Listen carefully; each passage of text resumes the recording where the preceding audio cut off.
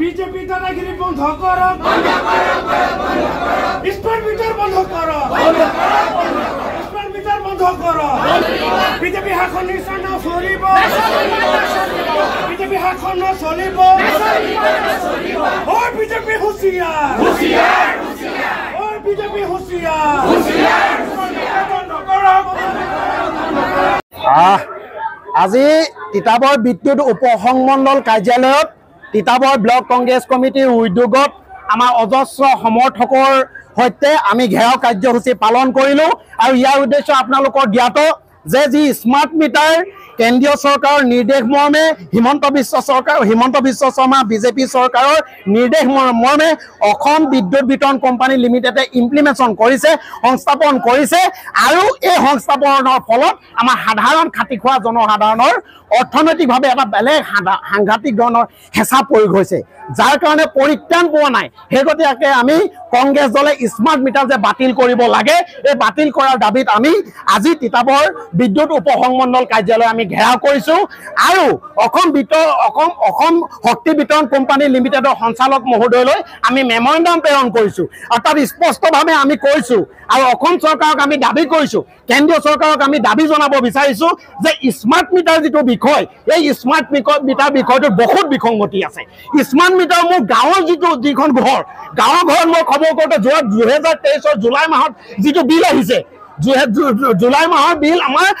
750 পৰা 800 টকা আহিছিলে 2023 চনৰ কিন্তু 2024 চনৰ লাষ্ট জুলাই মাহত যিহেতু অসমৰ মুখ্যমন্ত্ৰী ডাঙৰীয়াই তুলনা কৰিবলৈ কৈছে এইবাৰ 1500 টকা আহিছে 50 টকা কিন্তু ৰিচাৰ্জ কৰোঁতে থাকি গ'ল আৰু তাৰ লগে লগে এটা কথা চাব আপোনালোকে দেখিব ৰিচাৰ্জ আমি কৰিলোঁ ৰিচাৰ্জ কৰা 15 দিন মানৰ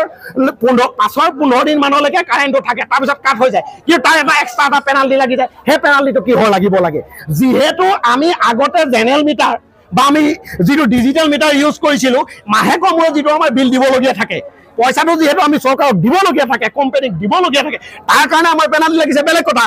কিন্তু আমি ৰিচাৰ্জ কৰিবলৈ থাকি যোৱাৰ কাৰণে ভুলত বা আমাৰ বিভিন্ন ধৰণৰ কামৰ কাৰণে থাকি যোৱাৰ কাৰণে আমি কিন্তু 15 দিনৰ মূৰত আমাৰ কি হয় বিদ্যুৎটো কাট খাই যায় আৰু তাৰ কাৰণে এটা পেনাল্টি দিবলগীয়া হয় এইটোতো সম্পূৰ্ণ এটা ইনজাষ্টিচ হৈছে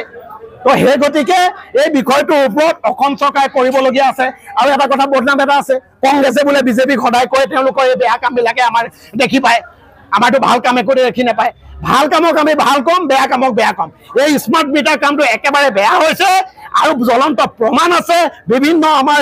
দল সংগঠনে প্ৰতিবাদ কৰিছে কিন্তু আটাইতকৈ এটা ডাঙৰ কথা এটা হৈছে কি আজি তাৰিখৰ ৰাজনীতিৰ যিখিনি ইছ্যু এই স্মাৰ্ট মিটাৰৰ ইছ্যুটো লাহেকৈ দবাবলৈ বিচাৰিছে এইটো এটা স্পষ্ট কথা অসম প্ৰদেশ কংগ্ৰেছ কমিটিৰ নিৰ্দেশক্ৰমে আজি তিতাবৰ ব্লক কংগ্ৰেছ কমিটিৰ উদ্যোগত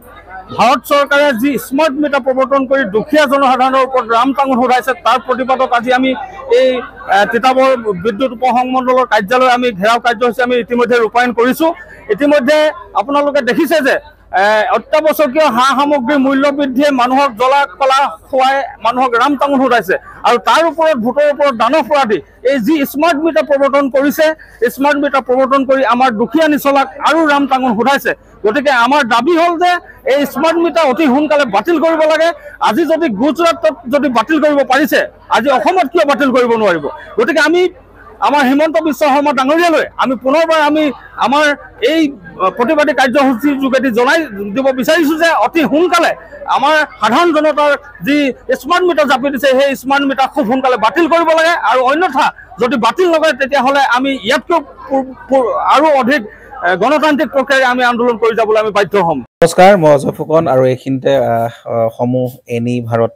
চেনেলটোৰ যিসকল কৰ্মকৰ্তা আছে সকলোৰে মোৰ ফালৰ পৰা শুভেচ্ছা জ্ঞাপন কৰিছোঁ অসমৰ আচলতে সংবাদ জগতত নতুনকৈ আচলতে এটি আত্মপ্ৰকাশ ঘটিছে আমাৰ নিউজ চেনেল এনি ভাৰত আৰু এনি ভাৰতৰ এটা খুব ধুনীয়া এটা অনুষ্ঠান হ'বলৈ গৈ আছে সকলোৱে জানে আমাৰ সকলোৰে মৰমৰ হাৰ্টথ্ৰব জুবিন গাৰ্গৰ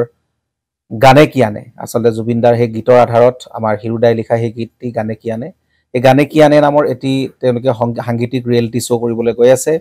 আৰু 15 আগষ্টৰ পৰা গোটেই আৰম্ভ হ'ব প্ৰথম অডিশ্যন অসমৰ ধেমাজি জিলাত আৰম্ভ কৰিব গতিকে সমূহ যিসকল প্ৰতিভা আছে যিসকলে গান ভাল পায় যিসকলে তেওঁলোকৰ নিজৰ প্ৰতিভা আচলতে দেখুৱাব বিচাৰে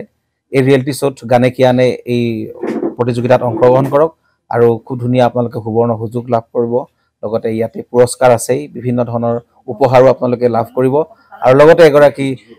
প্ৰতিষ্ঠিত আচলতে এগৰাকী শিল্পী হিচাপে অসমৰ সাংস্কৃতিক জগতত আপোনালোক প্ৰতিষ্ঠা লাভ কৰিব গতিকে গোটেই অনুষ্ঠানটোলৈ মোৰ ফালৰ পৰা শুভকামনা থাকিল আৰু লগতে এই অনুষ্ঠানটোত আপোনালোকে অংশগ্ৰহণ কৰিব আমিও আছো আৰু সকলোকে আমি লগ পাম ধন্যবাদ